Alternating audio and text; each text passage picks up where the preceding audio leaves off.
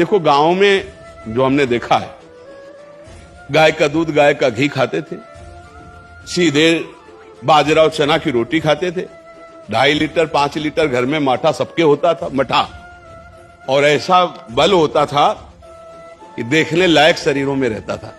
हमने देखा है अपने पिता परिवार आदि को, कभी कोई निषिद्ध पदार्थ मतलब प्याज लहसुन का भी प्रवेश नहीं था, क्योंकि ऐसे को लोग, तो जिन लोगों को यह दिमाग में बैठ गया है कि मांस भक्षण करने से ही शरीर पुष्ट होगा, तो मैं प्रार्थना करता हूं चर्बी बढ़ सकती है, लेकिन तुम्हारे अंदर मनोबल उस कोटि का नहीं होगा, क्योंकि दूसरे की हिंसा करके अपने शरीर का पोषण करने वाला बलवान नहीं हो सकता।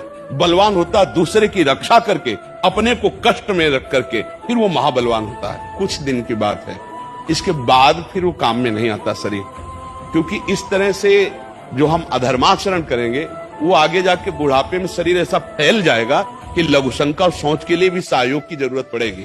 फिर पहलवानी किस काम की अगर हमें किसी और का सहयोग लेना पड़े।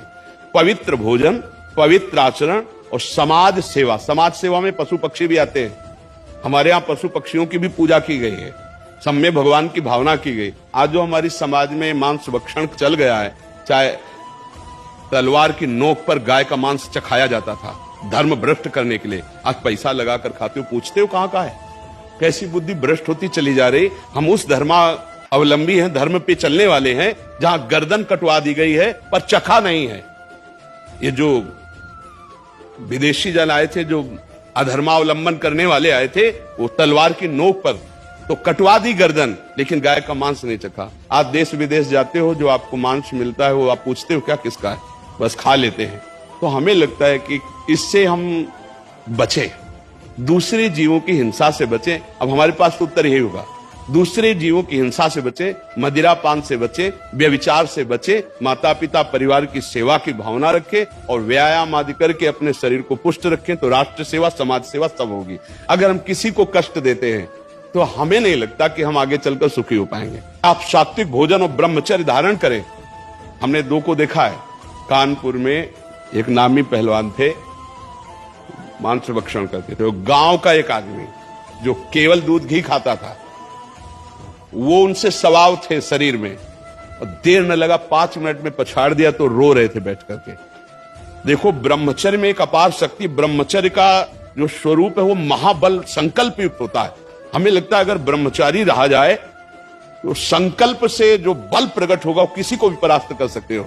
संकल्प का बहुत बड़ा बल होता है, और जो कामी पुरुष होता है, भोगी पुरुष होता है, संकल्पहीन होता है, उसके संकल्प में बल नहीं होता।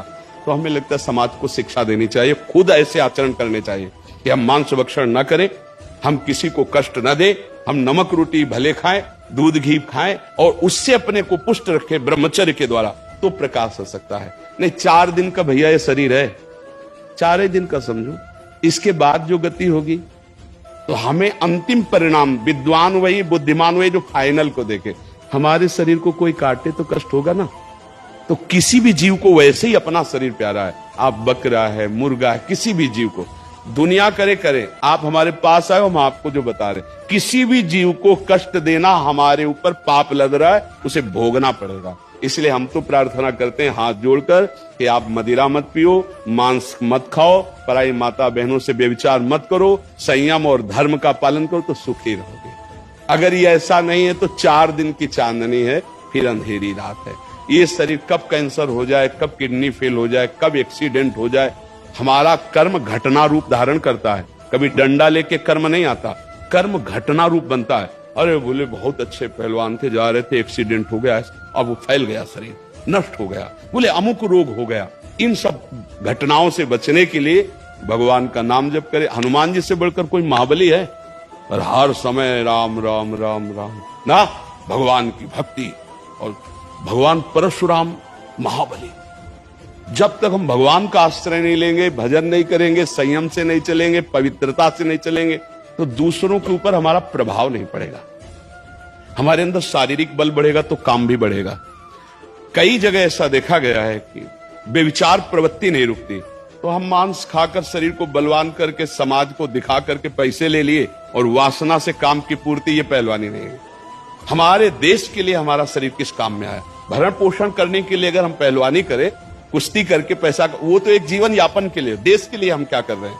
तभी देश के लिए कर सकते हैं जब हम किसी को कष्ट ना पहुंचाएं, तो दूसरे का हित होगा, मंगल होगा। तो हमें लगता है ब्रह्मचर्य, आहार पर संयम और किसी भी माता बहन की तरफ व्यभिचार दृष्टि नहीं, अपने बुजुर्गों की सेवा, अगर ऐसी शिक्षा समाज में दी जाए तो आपका भी जीवन धन्य है और हमारे समाज का भी जीवन धन्य है।